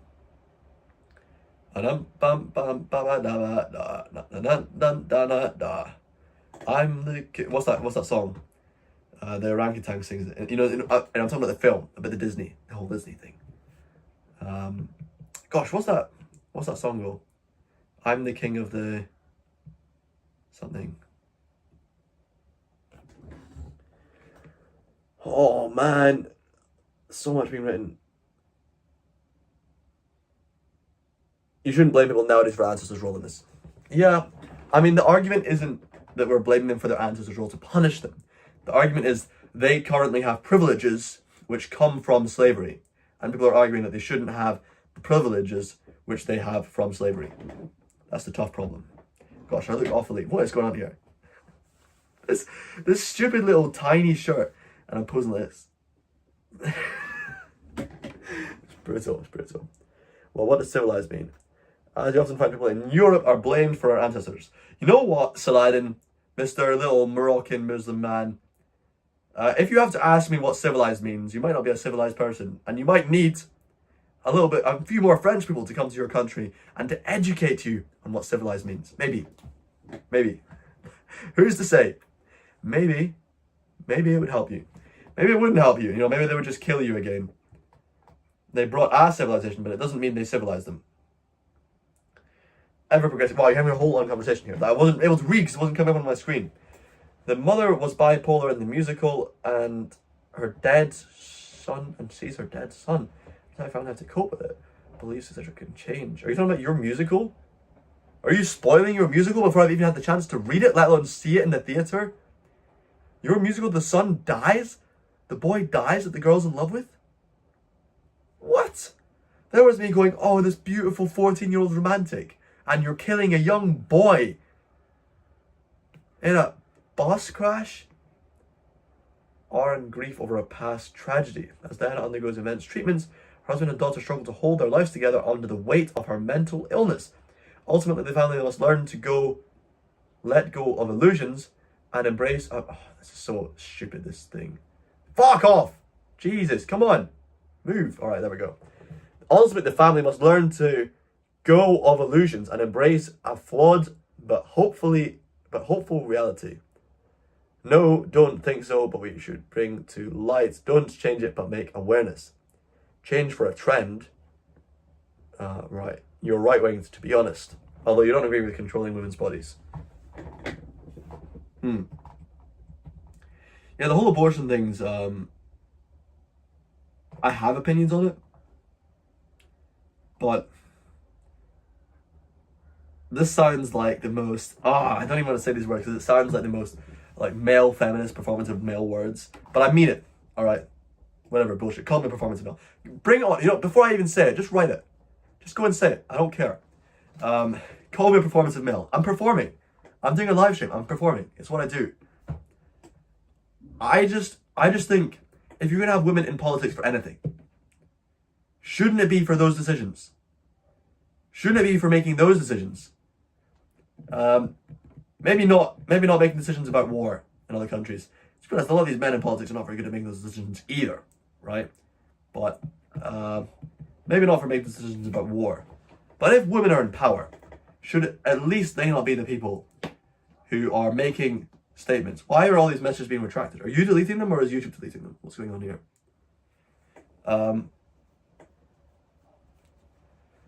But I mean, isn't that what women in politics is for? So they can deal with the women's issues. I just feel like people ask me a lot of the time about my opinion on it. And I start to share it and I go, hang on a minute. Is this even what I should be talking about? Is this even my role? To talk about women's issues and what they want to do with their things? I don't know. I don't think it's a big thing. I think the tough thing about abortion, right, is a lot of the worst people abort their kids. A lot of the worst people are the ones who abort their children. So do we want more of those in this world? I mean, it's brutal. It's horrible. Imagine killing a child. Imagine killing a child, even before birth. You know, it's a horrible thing to think about. But what's the effect on society? Is it a better thing because you have less numpties in this world? Or is it a worse thing because, you know, people use it as an excuse and they go and they sleep around at nightclubs all the time and they just think they can do whatever they want because they're just going to abort the child afterwards instead of using contraception and freaky drugs or things like that. And to be honest, I wouldn't much want to use any of those freaky drugs. You know what I want to do? I just want to have loads and loads of children. I just want to have loads and loads and loads of kids. I'm a virgin, by the way. I'm a virgin, and I don't sleep around with anybody. I don't have much desire. Well, no, I do. I have a lot of desire. I have a lot of desire to do that, but I don't. Right? I have enough balance of desire and long-term thinking that what I value much more is prioritizing my future family and my future wife. I'll do this another 100 times. But that's what I value personally. And I do have the belief that if more people had that attitude in society, society would be better. However, that's not my decision to make. And I don't really like intruding into people's lives and making those decisions for them. I don't like the idea of the government intruding and making them for them. That being said, the government isn't just allowing it, right? It's not just about illegal or legal. The government is giving it as a service. And then as well, the other thing as well, here's the other controversy, right? Just to get you all really, really angry and all shouting at me in my face. It's just, don't shout too loudly because I've been playing bagpipes and I'm already getting this loud stuff. But if you're going to shout, just shout quietly at me, right? The other controversy at the end of this is that they arrest people. I saw a video of an old woman. She had a sign. She was about 200 meters from an abortion clinic, holding a sign that said, "Coercion is a crime. Feel free to come and talk." And she was arrested for holding a sign. She didn't say anything about abortion being immoral. She didn't say anything about Christianity. She didn't say anything about fetuses or anything along those lines. She had a sign that says, "Coercion is a crime. Feel free to come and talk with me." It's like, hell yeah. Of course it's a crime. They probably have pamphlets in the abortion clinic which should be saying that, shouldn't they? Shouldn't they? Whatever your beliefs are about it, they shouldn't be encouraging coercion. And it's obviously a thing. It's a thing that men do. Men coerce women into aborting their children, which is not a fair thing to do. So you should never be arrested for saying coercion is a crime, especially peacefully, silently, and at distance from the actual clinic. And an old lady. Come on, the way they pick up this old lady and put her into the back of a police van for having a sign that says coercion is a crime. Hey.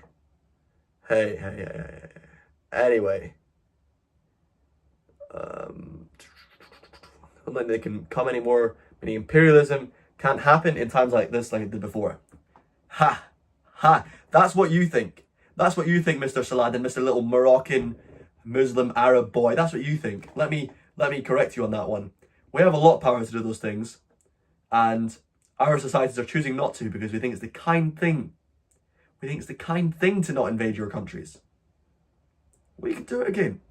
But we're not, and we're doing it in different ways. We're still doing it. You know, the Bank of England is not us. We're not the Bank of England. I take no responsibility though for the Bank of England. That is a distant English force in a foreign country. But the Bank of England is doing a lot of things to exploit developing countries. They're brilliant at that, right? They're really skilled at it. But they're just not bringing civilization to them, really, so much. Maybe a little bit, by giving them some money, but they have to give them the money back and they lose all the stuff anyway. Also doesn't mean they even left. Yeah, that's true. They're kind of there. And Moroccans are interesting because they have so much jealousy and resentment towards French people. But they also put them on such a pedestal. It's the exact same with the Americans and the English, right? And the Americans America is the greatest contemporary nation. American is our greatest contemporary nation. And they defeated England, right? They won their republic. They won their independence. We didn't win our independence. They won their independence from England. And they were quite a small country at the time, like the size, in population, about the size of Scotland. They won against England. They won their independence. And yet, to this day, they put English things on such a pedestal. And English luxury goods are loved in America. And unlike the European nations, which neighbour England and know English men personally, Americans have this elevated idea of English people, that they're posh and they're well-to-do and they're so proper and so poetic and majestic and wonderful, and they don't wear ugly, tight clothing. But they actually do. They all wear ugly, tight clothing. Or a lot of them do, nowadays. Let's see. Sex isn't all it's cracked up to be. Don't worry about it, Robin.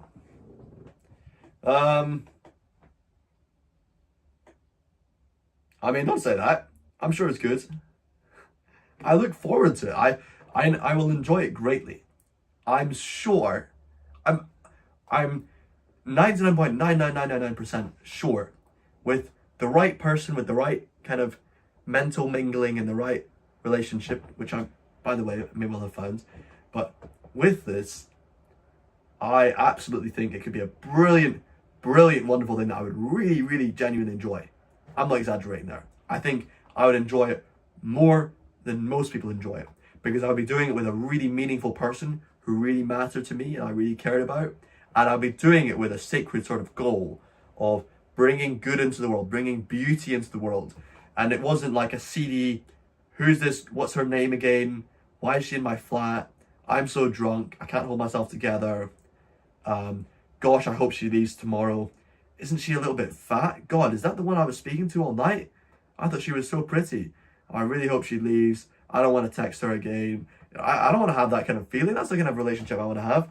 I want to have one really fantastic person and create a really beautiful world with them, or with them help to create a really beautiful world. How many children do I want? Honestly, as many as I can. As many as I feasibly can.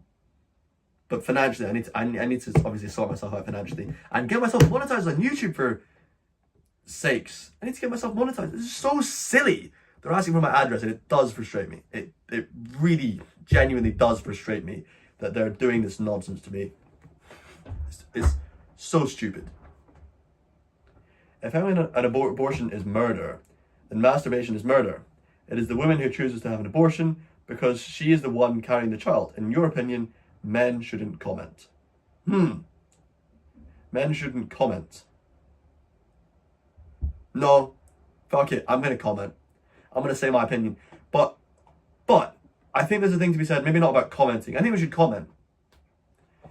But I think ultimately these decisions, maybe, I don't know, maybe we should get the women off making votes on most things and get a committee of women and they make votes about abortion. But that's the balance.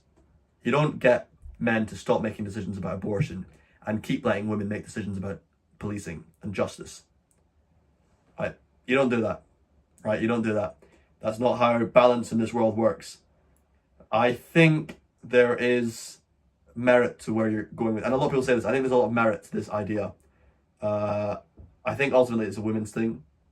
Overall, I'm pro smaller government. So I don't think government should interfere too much in these things. I don't really think they should ban it. I question whether they should support it and promote it. Some of the things I don't disagree with is in schools, the way that they promote these things, right? Like, there's a poster in my university. In the toilets. In the men's toilets at the university.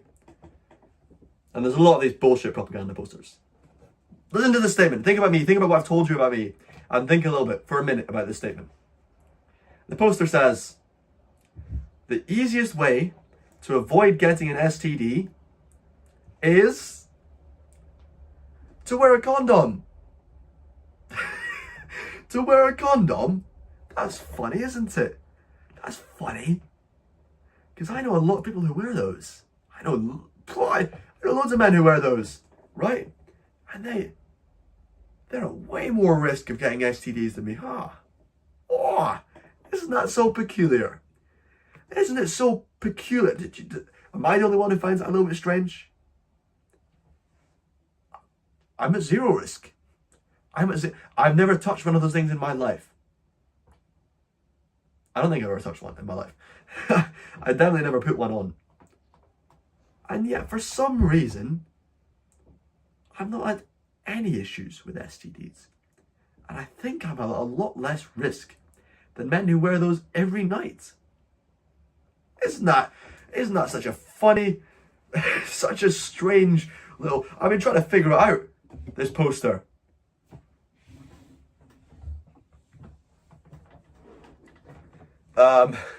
Gosh. This Nazi person's getting angry now.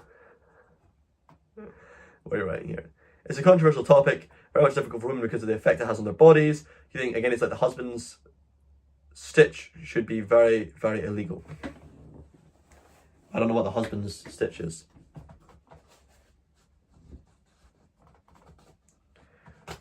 Don't know what that is. Husband's stitch, don't know.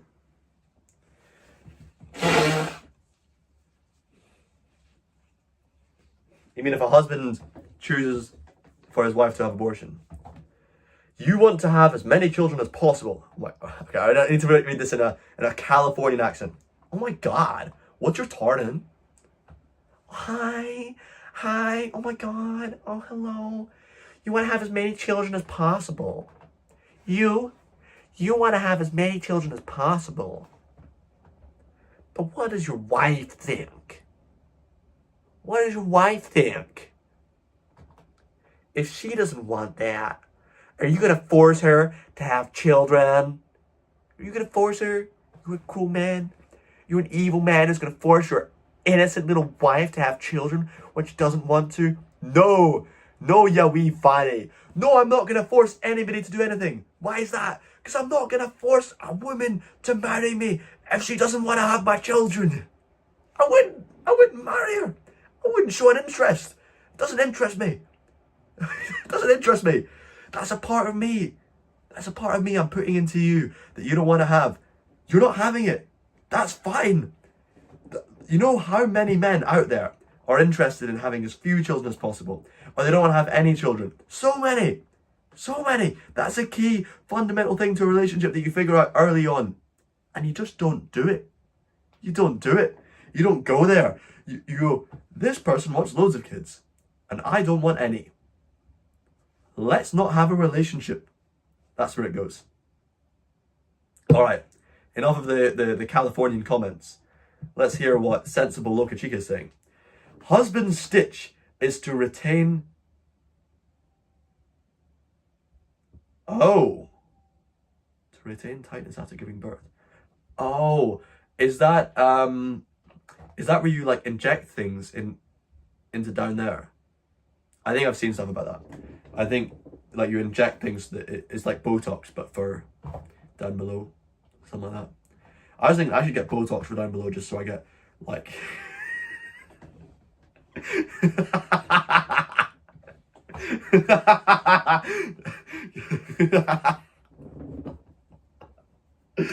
oh, it might be too much fun here. This is too stupid. This is too stupid. Oh, this is too stupid.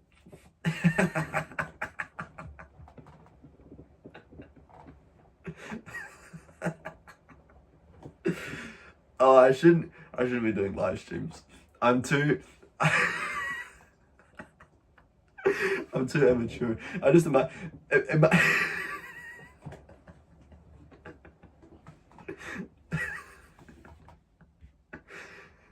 and it hurts the women. You just after my comment. Oh, I shouldn't say that. I'm actually very happy.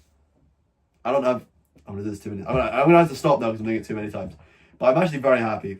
I'm very, very content with my endowment. No issues. This is a good time for a Donald Trump impression, but I'm not very good at them. There's no issues.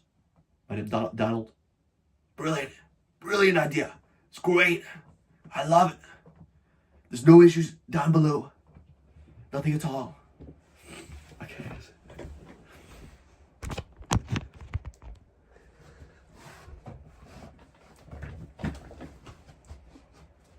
There's no issue. There's no issues down below. I have a very beautiful endowment, and there's no. That's not happening. Hey, you know what? If I could get an impressionist on my live streams to do my impressions on behalf of me, I think that'd be quite good. Do you agree? Actually, does anybody here know an impressionist who'd like to jump on a live stream with QnA Bagpipes? They can come on here. They can speak on my behalf and do my Donald Trump impressions instead of me making a fool of myself trying to do the actions. I don't know. I'm not confident. I'm not confident about that. Is that a dark patch? Is that on the screen? Oh, it's that. It's the. What's this thing?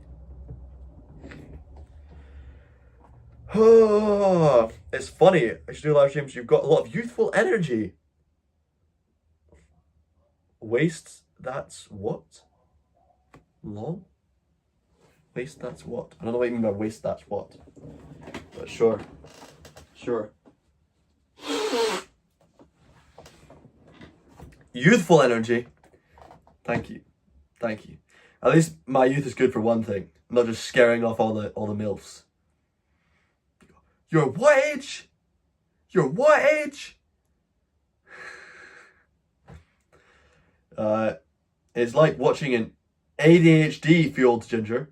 Well, I don't have ADHD, to my awareness. I'm just a wonderful performer. I'm a wonderful performative male. I'm a wonderful performative male. Oh my god, say about the orange makeup in the voice.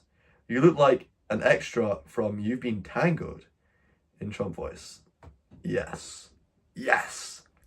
Well, I have to say, I do take the orange to the next level. To the next level. To be honest, I'm not very orange compared to a lot of gingers. It's more of a deep red kind of thing going on now. What if your wife's body became unattractive after giving birth? Will you leave her, or is appearance important to you? Appearance is important to me. Yeah. Would I leave her? No, I wouldn't leave her. What? We made a sacred union under God to stay together for the rest of our lives. I'm not going to leave her just because she looks a bit funny. I'd rather she doesn't, keep in mind, by the way. And if there's anything she can do to not look too funny after birth, then they might encourage it, right? I think it's possible. I've seen a lot of women who change physically a lot after birth. I mean, their face changes. And I think a lot of it is because they go through so much stress in that period. They don't have a healthy life, or even personally, they don't have a healthy attitude towards the struggles that they're going through, and it really affects their face. I hope that doesn't happen, and I hope I can do things to reduce that. But I know a lot of women who have plenty of children, and they're very, very beautiful. So I see no reason why I couldn't find a way to make that the reality in my own life. Although there are so many challenges in marriage and relationships. It's like that's probably the smallest part of all the things that I would need to go through that would be so hard to deal with, right? To face all these different things at once. The whole beauty of it is that you take on these wonderful, difficult challenges and you face them with a little bit of bravery, a little bit of gusto. Say, oh, I'm not going to let you stop me from maintaining this, even when it seems very, very tough and very, very challenging. Is that not the beautiful adventure that is marriage? Is that not the whole thing? It's trying to find ways that you can mutually work past each other's drawbacks. I think that's what it is. I think that's the agreement that you make from the start. And those drawbacks might mean my wife becomes fucking ugly. She might become an ugly piece of shit. And I'm going to stare at her every single day and act nice to her still every single day. She'll probably still be pretty attractive to me because it's unlikely I'd suddenly just forget her personality. All the other things I like about her I think would still be there. But it's possible she might become an ugly piece of shit. You know, she might put on weight.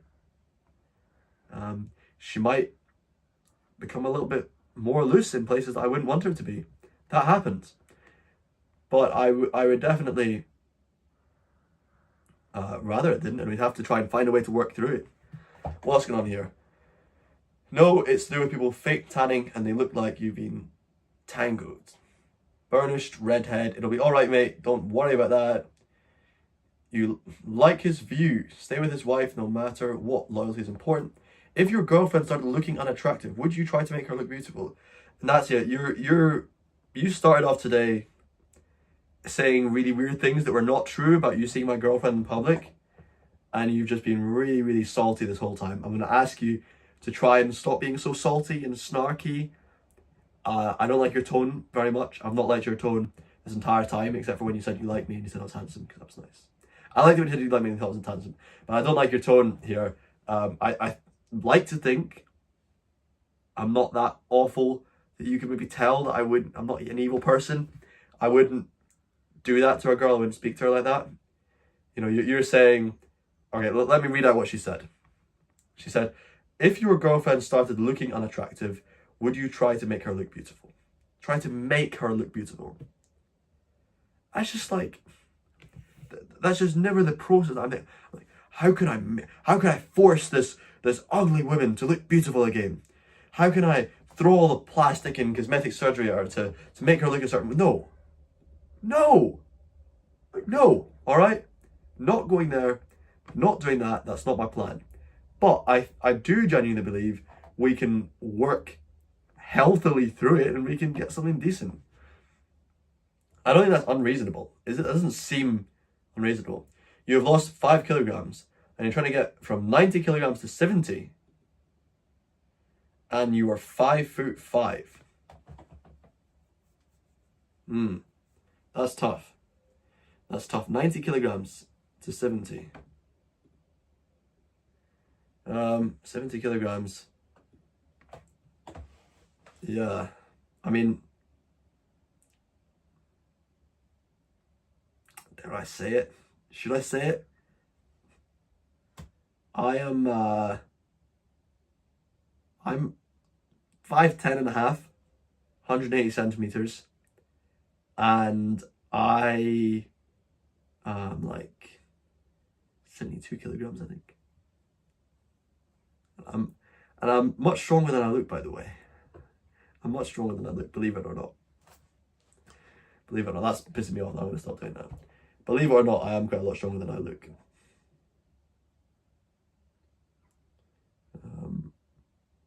6.1.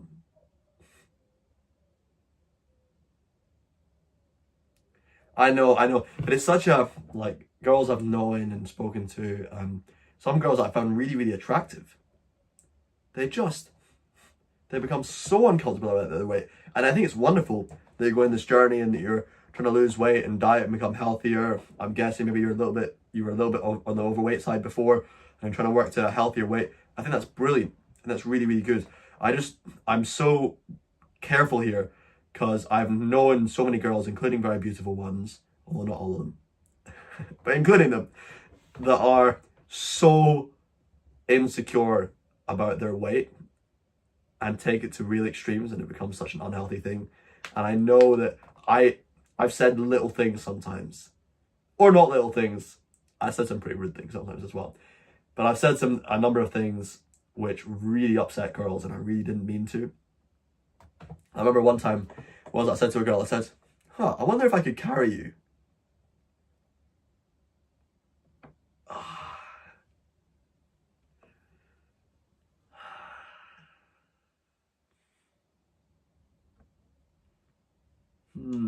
I regret saying that.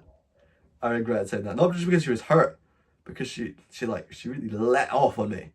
She really exploded at me, you know, so.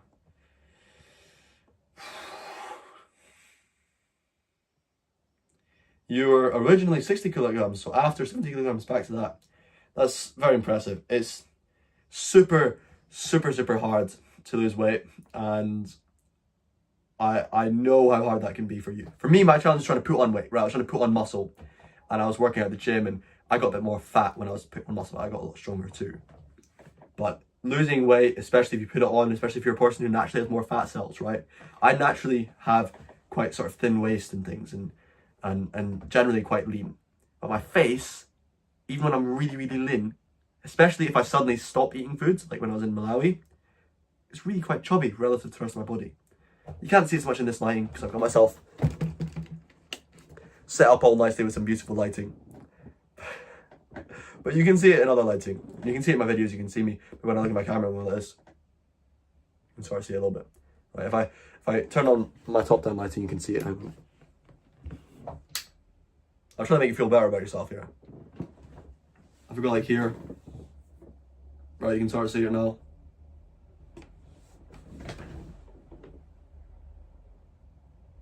Okay, look at my face. Right, as I said, I'm really quite skinny, but at the same time, my face looks quite chubby a lot of the time, and that's just a natural thing. Some people are born with naturally more fat cells, and it's tough for them.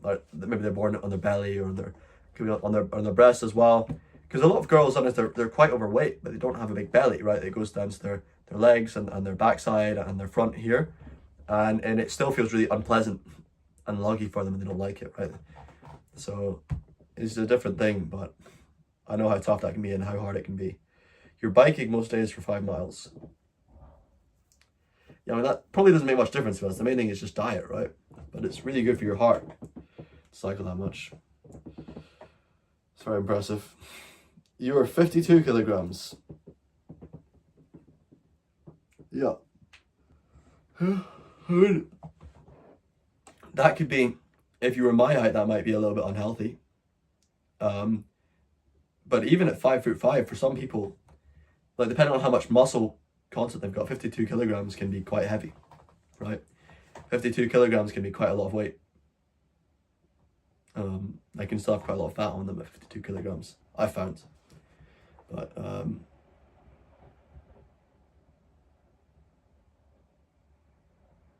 and then for others it seems to be very, very skinny.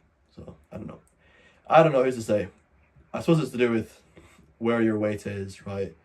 If you're heavier in certain places than others. I don't know. I'm a clueless innocentee here. And I seem to have a lot of lovely, wonderful, kind, smart female fans here. But they I'm not an expert on women. Almost the vast majority of people I spend my time around are all men. They're all men. So women are not my realm of expertise by any means.